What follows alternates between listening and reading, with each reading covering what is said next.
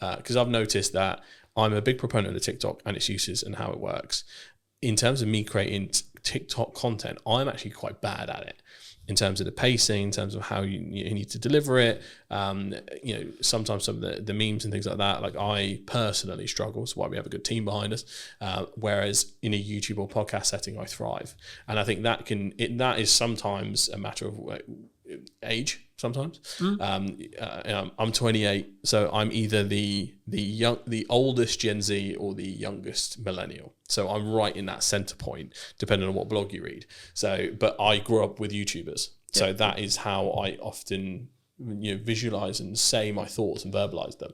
And some people will talk as TikTok because, for example, if you got your phone out, the viral hook is as you're putting the phone down. Guys, the other day I did this, right? And they'll prop their phone down. Yeah. That is the telling the story or popping the phone down in the car or talking in the car or the quick flip up. This is stuff that is derived from TikTok and is done really well. And it's something you can learn, but it's not something that will come natural to you if it wasn't your first port of call almost.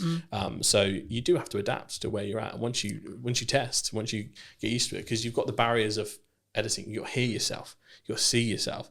We are so used to it at this point, it doesn't matter. But there was a point in time where we were like, oh my God. Wait, I sound like that? Yeah, literally. What the fuck? Literally. And now, for some reason, it sounds exactly the same to me. But before it sounded so different. Yeah. But there is that hurdle. So I'm very acutely aware, even in a B2B corporate setting at some of the largest companies, if I've got the challenge of bringing a video podcast in or video content, that person has to start from ground zero. Yeah. It does not matter how big that brand is. If we have to use someone, but I deal with $100 million deals, James. Yeah, and then and I go, all right, tell me now, and I put my mouth doesn't work. Who am I? What day is it?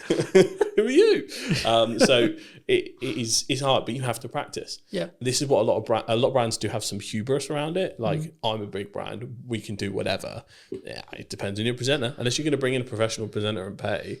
But again, should you, from a brand point of view? Because the whole point is I'm talking on camera, right? You need so the same person who sells is the same person who's talking on camera. Homegrown will always win, in my opinion. Homegrown, authentic, buzzword. Homegrown, authentic. We like our buzzwords. We do.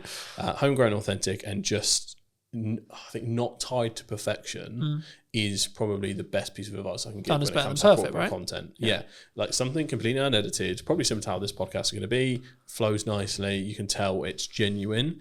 Their corporate trust is at an all-time low as is. If you are going out with something ultra polished that's over the top, you brought a TV presenter in, good luck relating to anyone, right? It is that kind of equation. So yeah, factor that in. If you're the biggest brand or just starting, both people are kind of in the same place. Yeah. And if you are starting, I think you'll pick up things, right? Like I've noticed, you may have noticed it in the show. I didn't piss around at the start. No. It was you bang, this is who I am talking to. This is what's going on. Bang, we're talking to James. Cool. Straight in.